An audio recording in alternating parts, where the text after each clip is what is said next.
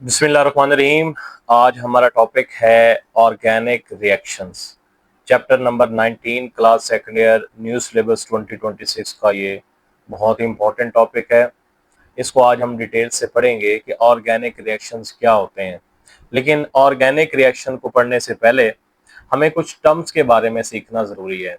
तो वो टर्म्स कौन कौन सी होती हैं वो सबसे पहले देख लेते हैं। तो पहली बात तो आपको ये अंडरस्टैंड करनी पड़ेगी कि हमारे पास जो बॉन्ड ब्रेकेज है, क्योंकि जब भी कोई केमिकल रिएक्शन होता है तो उसमें बॉन्ड ब्रेकिंग बड़ी इंपॉर्टेंट होती है जी। तो बॉन्ड ब्रेकिंग के अंदर हमारे पास दो तरह के बॉन्ड ब्रेकिंग हो सकते हैं। वो कौन कौन से हैं जी? सबसे पहली बॉन्ड ब्रेकिंग हो सकती है, उसको हम बोलते हैं होमोलिटिक फिशन। Homolytic fission. हमारे पास जो दूसरी बॉन्ड ब्रेकेज हो सकती है वो हो सकती है हेट्रोलिटिक फिशन। Hydrolytic fission. इसके अलावा जो दूसरा पॉइंट हमने पढ़ना है वो पढ़ना है कि रिएजेंट कौन से हो सकते हैं। आपको पता है कि किसी भी केमिकल रिएक्शन के अंदर जो रिएजेंट्स होते हैं वो अटैकिंग सब्सटेंसेस को हम रिएजेंट बोलते हैं। अब वो कौन कौन से हो सकते हैं? वो इलेक्ट्रोफाइल हो सकते हैं, इलेक्ट्रोफाइल हो सकते हैं, वो न्यूक्लियोफाइल हो सकते हैं, और वो फ्री रेडिकल्स हो सकते हैं। और तीसरी बात हम पढ़ेंगे कि हमारे पास जो रिएक्शन टाइप्स हैं वो कौन कौन सी हो सकती हैं। रिएक्शन टाइप्स ये कौन कौन सी हो सकती हैं? अब रिएक्शन टाइप्स में हमारे पास कौन से रिएक्शंस होंगे? उसमें हमारे पास एडिशन रिएक्शन हो सकते हैं, सब्स्टिट्यूशन रिएक्शन हो सकते हैं, एडिशन रिएक्शन हो सकते हैं, सब्स्टिट्यूशन रिएक्शन हो सकते हैं, इलिमिनेशन रिएक्शंस हो सकते हैं, ऑक्सीडेशन रिएक्शंस हो सकते हैं, इसके अलावा रिडक्शन रिएक्शंस हो सकते हैं। तो ये सारी चीजें हमने डिटेल से पढ़नी है। तो आज के लेक्चर में हम होमोलिटिक एंड हेट्रोलिटिक फिशन के बारे में पढ़ेंगे कि अगर केमिकल ऑर्गेनिक केमिस्ट्री के अंदर ऑर्गेनिक रिएक्शन में जो बॉन्ड ब्रेकेज होती है वो कितने तरीकों से हो सकती है। तो वो दो तरीके हैं, होमोलिटिक फिशन और हेट्रोलिटिक फिशन। तो इसको हम डिटेल से पढ़ते हैं। तो सबसे पहले देखेंगे जी कि हमारे पास होमोलिटिक फिशन क्या होती है। होमोलिटिक फिशन क्या होती है? होमोलिटिक फिशन, होमोलिटिक फिशन पे आएंगे जी। तो होमोलिटिक फिशन सबसे पहले देखते हैं जी कि ये क्या होती है। होमोलिटिक फिशन, होमोलिटिक फिशन का जो दूसरा नाम है उसको बोलते हैं हम होमोलाइसिस। होमोलाइसिस। फिशन का मतलब होता है टूटना। होमोलिटिक का मतलब यह है कि किसी चीज का बराबर हिस्सों में टूट जाना। तो होमोलिटिक फिशन क्या है? तो सबसे पहले ये देखें कि हमारे पास अगर ये क्लोरीन और क्लोरीन के दरमियान एक बॉन्ड है तो ये बॉन्ड कैसे बना है? आपको पता है कि ये बॉन्ड बना है कि जब हमने यहां पर दो एटम ने इलेक्ट्रॉन को शेयर किया है, यानी एक इलेक्ट्रॉन इसका और एक इलेक्ट्रॉन दूसरे एटम का, तो दोनों इलेक्ट्रॉन ने जब आपस में शेयरिंग की है इलेक्ट्रॉन की तो ये एक बॉन्ड बना है। तो बॉन्ड के पास बेसिकली दो इलेक्ट्रॉन है।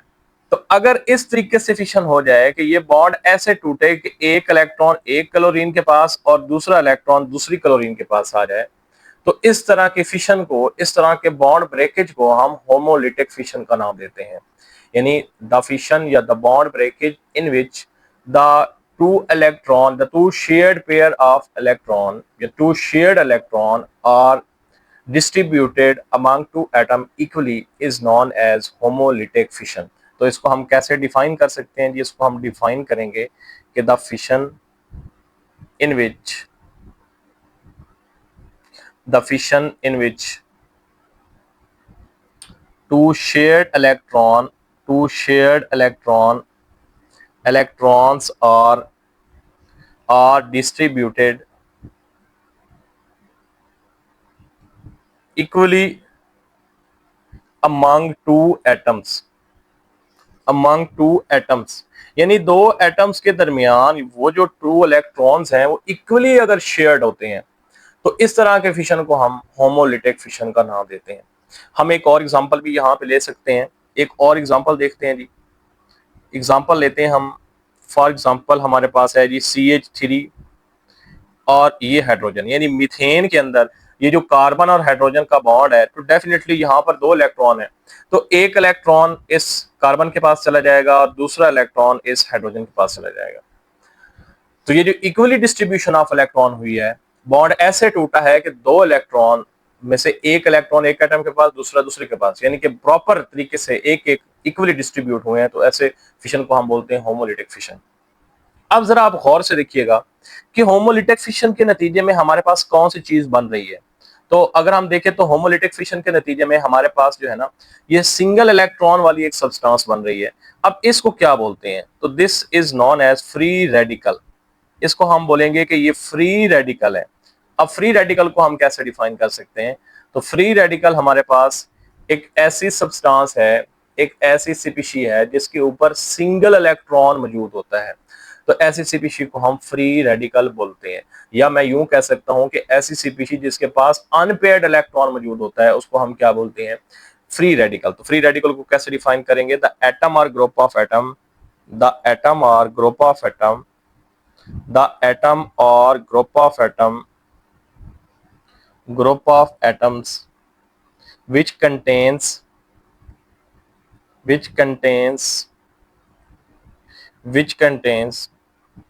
single या फिर unpaired electron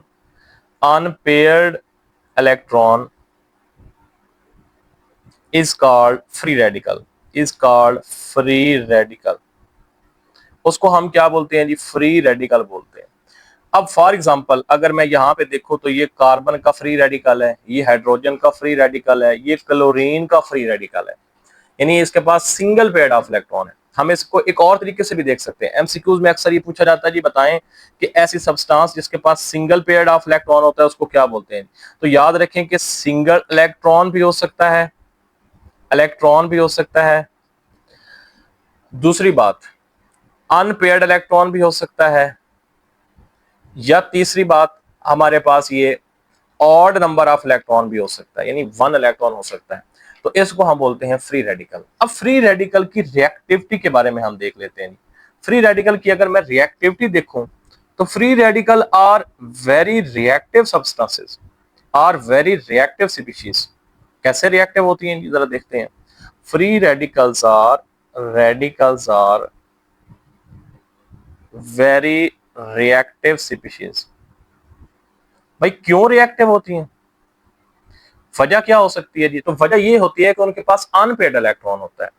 अब चूंकि उसके पास अनपेयर्ड इलेक्ट्रॉन होता है तो उसकी कोशिश होती है कि मैं अपने इलेक्ट्रॉन को पेयर कर लूं, तो जैसे ही उसे कोई चीज नजर आएगी तो फौरी तौर पर उसके साथ रिएक्शन कर लेगी। तो यहां पर हम लिख सकते हैं, तो आंसर हमारे पास क्या होगा, because it has unpaired electron, paired electron, it need to get one more electron to complete the pair, यानी पेयर को कंप्लीट करने के लिए उसे एक और इलेक्ट्रॉन की जरूरत होती है, तो इसलिए ये एक रिएक्टिव सब्सटेंस होती है। तो हमने ये पढ़ा कि होमोलिटिक फिशन कैसे होती है, फ्री रेडिकल्स क्या होते हैं और उसकी रिएक्टिविटी क्या है। यहां पर एक और अहम बात मैं आपको बताना चाहता हूं कि जो हमारे पास होमोलिटिक फिशन होती है ना, होमोलिटिक फिशन, इस होमोलिटिक फिशन के अंदर हमारे पास नॉन पोलर मॉलिक्यूल्स जब होते हैं, नॉन पोलर मॉलिक्यूल्स के दरमियान जब इलेक्ट्रॉन्स की डिस्ट्रीब्यूशन होती है तो उस वक्त वो इक्वली डिस्ट्रीब्यूट हो जाते हैं और उस फिशन को हम होमोलिटिक फिशन बोलते हैं। तो यहाँ पे मैंने आपको जो एग्जांपल्स दिए हैं उन एग्जांपल्स में अगर आप देखेंगे तो एग्जांपल्स जो मैंने दिए हैं उसमें मैंने बताया कि क्लोरीन और क्लोरीन के दरमियान जो हमारे पास इलेक्ट्रॉन की फिशन होगी या इलेक्ट्रॉन की बॉन्ड ब्रेकेज होगी तो वो होमोलिटिक होगी। ये नॉन पोलर है। नॉन पोलर ऐसे बॉन्ड को बोलते हैं जो सेम एटम के दरमियान होता है जिनमें इलेक्ट्रॉन नेगेटिविटी 0.4 से कम होती है। ठीक है जी। इसके अलावा मैंने यहाँ पे बोला तो CH3H, यहाँ पे देखेंगे तो कार्बन हाइड्रोजन का बॉन्ड भी नॉन पोलर ही है। तो यहाँ पे हम लिख सकते हैं कि जब नॉन पोलर एटम के दरमियान, एटम्स के दरमियान जो फिशन होती है या जो बॉन्ड ब्रेकिंग होती है वो हमारे पास होमोलिटिक फिशन उसको बोलते हैं, यानी उसमें इक्वली डिस्ट्रीब्यूट हो जाते हैं। और जो हमारे पास फ्री रेडिकल होता है ये मैं आपको ऑलरेडी बता चुका हूं कि फ्री रेडिकल्स अनपेयर्ड इलेक्ट्रॉन होता है और उसको हम एक डॉट से शो करते हैं, क्योंकि पूरे इलेक्ट्रॉन के लिए हम नेगेटिव चार्ज शो करते हैं, लेकिन यहाँ पर पूरा इलेक्ट्रॉन नहीं है बल्कि एक डॉट है। तो डॉट के लिए हम क्या शो करेंगे, डॉट का मतलब है कि फ्री रेडिकल है और ये रिएक्टिव सब्सटेंस है। उसके बाद हम दूसरे फिशन की तरफ आते हैं। तो हमारे पास जो दूसरा फिशन है उसको हम बोलते हैं heterolytic fission. Heterolytic fission, heterolytic fission, या जो इसका दूसरा नाम है वो है हेट्रोलाइसिस। हेट्रोलाइसिस, हेट्रो का मतलब होता है जी अनइक्वल, डिफरेंट। लिटिक फिशन का मतलब होता है टूट जाना, कि एक ऐसी बॉन्ड ब्रेकेज जिसमें जो दो इलेक्ट्रॉन होते हैं, शेयर्ड इलेक्ट्रॉन होते हैं, वो इक्वली डिस्ट्रीब्यूट नहीं होते बल्कि अनइक्वली डिस्ट्रीब्यूट होते हैं। तो ऐसी फिशन को हम हेट्रोलिटिक फिशन या हेट्रोलाइसिस बोलते हैं। लाइसिस का मतलब भी है टूट जाना। तो इसको हम कैसे डिफाइन कर सकते हैं कि the fission in which the fission in which the fission in which electrons in which shared electron are distributed unequally between two atoms, यानी दो एटम्स के दरमियान जो इलेक्ट्रॉन है वो अनइक्वली डिस्ट्रीब्यूट होता है। अब जरा देखते हैं कैसे। मिसाल के तौर पर मैं यहां पर एक एग्जांपल देता हूं। एक एग्जांपल हम ले लेते हैं, HCl की एग्जांपल ले लेते हैं। अगर HCl के अंदर मैं देखूं तो HCl के अंदर ये जो बॉन्ड है कार्बन और क्लोरीन और हाइड्रोजन के दरमियान, ये इस तरह से डिस्ट्रीब्यूट होगा कि इस पर पॉजिटिव और इस पर Cl नेगेटिव बनेगा। इसका मतलब है कि ये दो इलेक्ट्रॉन थे और दोनों के दोनों क्लोरीन के पास चले गए, हाइड्रोजन के पास कोई इलेक्ट्रॉन बचा ही नहीं है, तो हाइड्रोजन पर पास पॉजिटिव चार्ज आ जाएगा, पूरा पॉजिटिव, पार्शियल पॉजिटिव नहीं, और क्लोरीन पर पूरा नेगेटिव चार्ज आ जाएगा। तो नेगेटिव पूरे चार्ज का मतलब है कि जो इलेक्ट्रॉन की डिस्ट्रीब्यूशन है ये इक्वली नहीं हुई, बल्कि क्लोरीन ने पूरा पेयर का इलेक्ट्रॉन रख लिया है और हाइड्रोजन के पास दोनों से दोनों इलेक्ट्रॉन यहां से चले गए हैं। तो आप जरा देखेंगे कि पार्शियल या पूरा नेगेटिव चार्ज किस पर आता है। जो नेगेटिव चार्ज होता है वो हमेशा उस एटम पर आता है जिसकी इलेक्ट्रोनेगेटिविटी ज्यादा होती है, और पॉजिटिव चार्ज उस पर आएगा जिसकी इलेक्ट्रोनेगेटिविटी कम होगी। तो यहां पर हम क्या लिख सकते हैं, यहां पर हम लिख सकते हैं कि जो पॉजिटिव नेगेटिव चार्ज है वो किसके पास होगा, नेगेटिव चार्ज आएगा मोर इलेक्ट्रोनेगेटिव एटम पर, मोर इलेक्ट्रोनेगेटिव एटम पर, और पॉजिटिव चार्ज किस पर आएगा, पॉजिटिव चार्ज आएगा लेस इलेक्ट्रोनेगेटिव एटम पर, लेस इलेक्ट्रोनेगेटिव एटम पर। अच्छा, अब यहां पर एक और अहम बात, इंपॉर्टेंट कुछ बातें मैं आपसे डिस्कस करना चाहता हूं, वो जरा देखिएगा। वो इंपॉर्टेंट बातें कौन सी है। तो सबसे पहली बात तो ये है कि जब हेट्रोलिटिक फिशन होती है तो आपके पास कीटाइन और इनाइन बनता है, और जब होमोलिटिक फिशन होती है तो आपके पास फ्री रेडिकल बनता है। तो ये इंपॉर्टेंट एमसीक्यूज आप याद रख सकते हैं कि जो हेट्रोलिटिक फिशन होगी, हेट्रोलिटिक फिशन, हेट्रोलिटिक फिशन क्या प्रोड्यूस करती है, produces cation and anion, cation and anion, या यूं कह लें कि positive and negative charge, positive and negative charge species बनती हैं। तो पॉजिटिव और नेगेटिव चार्ज स्पीशीज जब बनती हैं तो हमें पता चल जाना चाहिए कि हेट्रोलिटिक फिशन है। और जब फ्री रेडिकल बनेगा तो आपको मैंने बताया कि उस वक्त हमारे पास जो है वो कीटाइन और एनाइन नहीं बनते, जबकि फ्री रेडिकल उस वक्त बनता है जब होमोलिटिक फिशन होती है। तो होमो के नतीजे में फ्री रेडिकल और हेट्रो के नतीजे में पॉजिटिव और नेगेटिव चार्ज स्पीशीज बनती हैं। अब यहाँ पर एक बात और भी ऐड कर लेते हैं।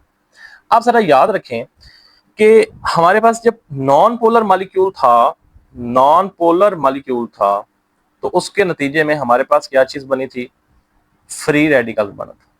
और फिशन का नाम क्या था, फिशन का नाम था जी होमोलिटिक फिशन। इसी तरीके से जब हमारे पास पोलर मॉलिक्यूल होगा, पोलर मॉलिक्यूल होगा, तो उस वक्त हमारे पास केटाइन एंड एनाइन बनेंगे, केटाइन एंड एनाइन बनेंगे।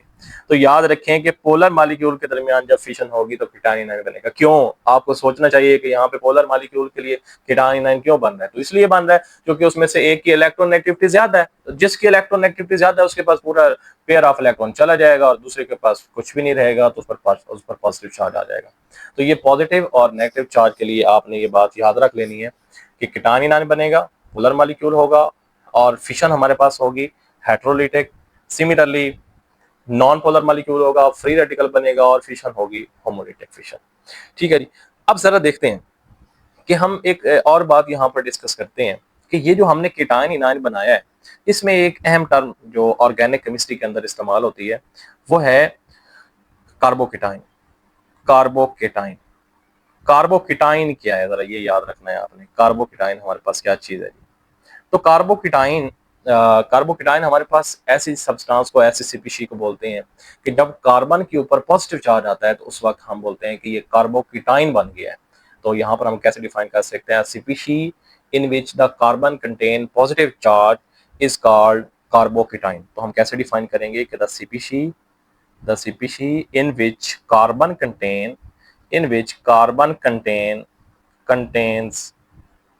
positive charge is called carbocation. Carbocation, cation से आप याद रख सकते हैं कि ये पॉजिटिव चार्ज है, कि यानी वो सीपीसी जिसमें कार्बन के ऊपर पॉजिटिव चार्ज हो सकता है। अब जरा आप यहाँ पर खुद ही गौर कर सकते हैं कि कार्बोकेटाइन कब बनता है। डेफिनेटली कार्बोकेटाइन है तो कार्बन पर पॉजिटिव चार्ज है, तो कार्बन पर पॉजिटिव चार्ज कब आ सकता है? जब कार्बन से पूरा इलेक्ट्रॉन का पेयर चला जाए। तो ऐसा कब पॉसिबल हो सकता है? तो ऐसा उस वक्त पॉसिबल हो सकता है कि जब बॉन्ड पोलर हो। तो इसका मतलब है कि ये कार्बोकेटाइन पोलर बॉन्ड के नतीजे में बनता है, पोलर बॉन्ड के रिजल्ट में बनता है। It is formed in the result of polar bond. अच्छा, यहां पर हम एक और अंदाजा भी लगा सकते हैं। ये अंदाजा लगा सकते हैं कि कार्बोकेटाइन जब बनेगा ना, तो दूसरा जो एटम कार्बन के साथ अटैच है वो अपना इलेक्ट्रॉन का पेयर पूरा का पूरा छीन के ले जाएगा। क्यों छीन के ले जाएगा? क्योंकि उसकी इलेक्ट्रोनेगेटिविटी ज्यादा होगी। तो हमने ये पढ़ा था ना कि इलेक्ट्रोनेगेटिविटी क्या है? It is the ability of atom to attack the share pair of electron. अब पूरा का पूरा शेयर पेयर ऑफ इलेक्ट्रॉन अगर कोई एटम ले जाता है तो उसकी इलेक्ट्रोनेगेटिविटी कार्बन से ज्यादा होगी। ठीक है, तो इसका मतलब है कार्बोकेटाइन उस वक्त बनेगा जब बॉन्ड पोलर होगा और उस एटम के साथ बॉन्ड होगा जिसकी इलेक्ट्रोनेगेटिविटी कार्बन से ज्यादा होती है। अब मैं यहाँ पे एग्जांपल देता हूँ, आपको ये बात पूरी समझ आ जाएगी। फॉर एग्जांपल मैं बात यहाँ पे लिख रहा हूँ, ये मैं एक बना लेता हूँ जी, कार्बन CH3 और यहाँ पर Cl। अब देखें ये जो बॉन्ड मेरे पास है ना, ये कार्बन और क्लोरीन का बॉन्ड, इसमें क्लोरीन की इलेक्ट्रोनेगेटिविटी कार्बन से ज्यादा है। अब जब इसकी इलेक्ट्रोनेगेटिविटी ज्यादा, तो सारी बात है ये पूरा का पूरा पेयर इलेक्ट्रॉन इसके पास चला जाएगा, ये CH3 बन जाएगा, ये CH3 बन जाएगा। सिमिलरली ये भी CH3 और ये कार्बन के ऊपर पॉजिटिव चार्ज और Cl के ऊपर नेगेटिव चार्ज आ जाएगा। तो कार्बोकेटाइन पोलर बॉन्ड के रिजल्ट में निकलता है। अब आप मुझे बता सकते हैं क्या ये होमोलिटिक फिशन है, हेटेरोलिटिक? डेफिनेटली हेटेरोलिटिक है। क्यों हेटेरोलिटिक है? क्योंकि ये जो बॉन्ड है ये नॉन पोलर बॉन्ड नहीं है बल्कि पोलर बॉन्ड है। तो पोलर बॉन्ड के नतीजे में जो फिशन होता है उसको हम हेटेरोलिटिक फिशन का नाम देते हैं। तो जब भी कार्बन के साथ कोई इलेक्ट्रोनेगेटिव एटम होगा, जैसे ऑक्सीजन होगी, उसमें क्लोरीन होगी, उसमें फ्लोरीन होगी, उसमें नाइट्रोजन होगी, तो पेयर ऑफ इलेक्ट्रॉन वो इलेक्ट्रोनेगेटिव एटम ले जाएंगे और कार्बन पर पॉजिटिव चार्ज आएगा, उसको हम कार्बोकेटाइन का नाम देंगे। ठीक है जी। अब मैं इससे अगली बात करता हूं कि क्या एक कोई और चीज भी हो सकती है? हाँ, एक और चीज भी हो सकती है जी, वो है कार्बन एनाइन। अच्छा, ये क्या चीज है? It is a species in which carbon contain negative charge. Carbon contains, मैं अगले पेज पे लिखता हूं, इसको कैसे हम डिफाइन कर सकते हैं? Carbon A9, a species in which carbon contain a species in which carbon contains